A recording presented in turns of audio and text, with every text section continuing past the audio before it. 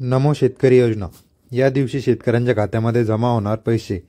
तर याच व्हिडिओच्या मार्फत आपण जाणून घेणार आहोत की कोणत्या शेतकऱ्यांच्या खात्यामध्ये नमोचा जो चौथा हप्ता होता तो कोणत्या शेतकऱ्यांच्या खात्यामध्ये जमा होणार आहे आणि ही किती रक्कम असणार आहे आणि यासाठी कोणते कोणते शेतकरी पात्र असणार आहे तेच आपण आजच्या व्हिडिओच्या मार्फत बघणार आहोत।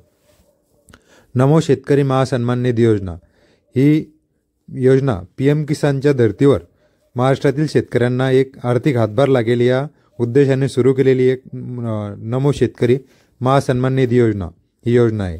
या योजनेचा 2000 रुपये जो हप्ता आहे तो प्रत्येक शेतकऱ्याच्या खात्यामध्ये जमा केला जाणार आहे आणि पीएम किसानचा जो हप्ता आहे तो फेब्रुवारी महिन्याच्या पहिल्या आठवड्यामध्ये जमा होणार आहे।